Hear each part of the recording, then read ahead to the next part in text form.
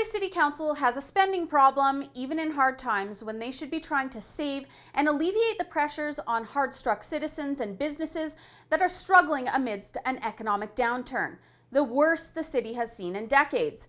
We have the highest unemployment numbers in years, and EI claims are increasing. But instead of tightening the purse strings, what does Council do? Well, according to Freedom of Information documents obtained by the Rebel that span city contracts from April 1st, 2015 and March 31st, 2016, a Toyota Prius worth $208,039.55 was a priority. Brand new 2015 Toyota Prius. What Prius costs that much? Is it gold-plated? Does it come with a chauffeur? Did City Hall get overcharged without noticing? According to some pricing, you could buy 5 or 6 of those models for that price. What would City Hall need a Prius, a car that they paid the worth of more than some people's homes for? Nothing but the best for our government employees. The Rebel has followed up on this expense, and I'll update you when I get some answers. I want to know who this car was for and why taxpayers are footing the bill for it. It seems the government can dish out this kind of cash for buying expensive things when they use your money for them. Honestly, I'm hoping it's a typo or something. I know City Hall has a spending problem, but please, someone tell me it's not this bad.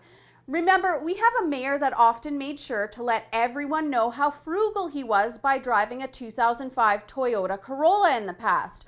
Of course, there's more too. I did mention bad spending habits.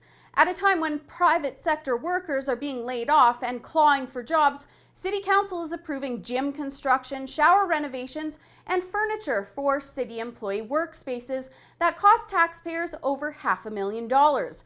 Public art and graphic design were big priorities that cost over $1 million in total.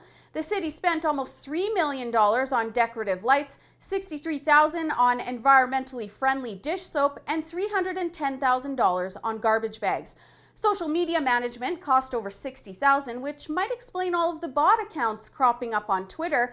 And by the way, that's more money than a lot of us normal people that can't afford 200,000 plus Priuses make yearly. Instead of buying cheaper model cargo vans, the city also splurged on Mercedes-Benz models that had a price tag of close to $3 million.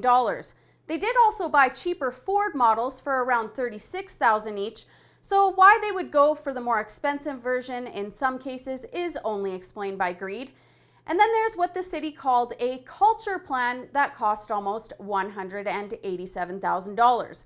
This seems like wasteful spending, but when can we ever scrutinize government spending without coming across items that are more for the benefit of the government than for its people? In other words, there's government overspending and then there's government greed. You know, businesses got walloped with an unfair tax hike just weeks back. The city needed to make up $50 million as a result of lost property values due to vacancies downtown.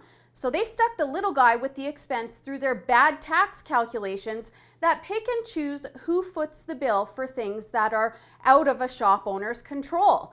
They're now offering some alleviation for business owners outside of the downtown core, but it's clear to me going through these contracts that City Council could have avoided that whole mess by going through the budget line by line and eliminating waste. After all, Nenshi did promise it when he was running in his first election for mayor, but there's a reason that he's earned the nickname Spend-She, isn't there? For the Rebel.media, I'm Holly Nicholas.